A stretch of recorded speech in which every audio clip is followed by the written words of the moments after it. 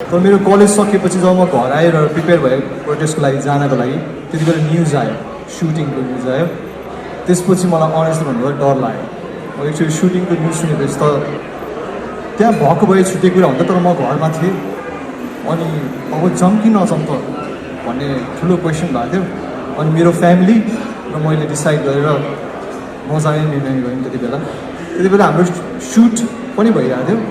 अनि त्यो पनि गर्ने कि नगर्ने, यो आन्दोलन कत्रो ठुलो रूप लिन सक्ला यो आन्दोलनले भन्ने प्रश्नहरू पनि भइरहेको थिए।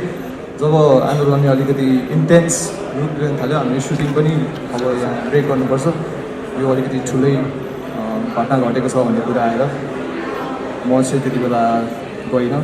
अनि सेकेन्ड डे चाहिँ म दृश्य हेर्न गएको थिएँ। अनि मलाई एकदमै दुःख लागेर थियो। मलाई अहिले म भन्दा नि अलिकति कामिरहेको छु। जस मलाई एकदमै दुःख लागेर छ। I hope they get justice.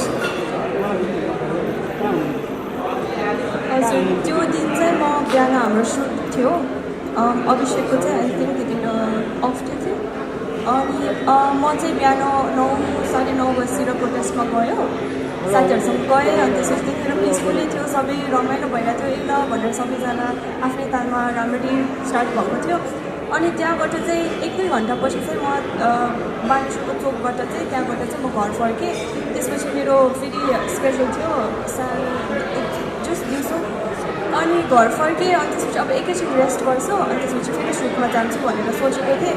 घरमा बस्दा बस्दा त्यसपछि न्युजहरू आउन थाल्यो। अनि त्यसपछि त्यो दिमागले पनि प्रोसेस गरेन कुराहरू होइन। एकदमै स्याड लाग्यो, बिकज म त्यही थिएँ भर्खरै। अनि अहिले त्यहीबाट त्यस्तो न्युजहरू आइरहेको छ, सानो सानो बच्चाहरू त्यस्तो भयो भन्दाखेरि एकदमै दुःख लागेको थियो। तरै पनि अब म त्यसपछि फेरि लोकेसनमा जानु नै पर्ने थियो। अनि हामी त्यहाँ गयो, एकदमै माइन्ड डिस्टर्ब थियो। त्यही पनि हामीले चुज सुट गऱ्यौँ भने अब काम भनेको कामै हुन्छ। सबैजना त्यहाँ एकदमै माहौल चाहिँ गाह्रै थियो। त्यही पनि अब हामीले ट्राई गऱ्यौँ, आफ्नो बेस्ट दियौँ। त्यही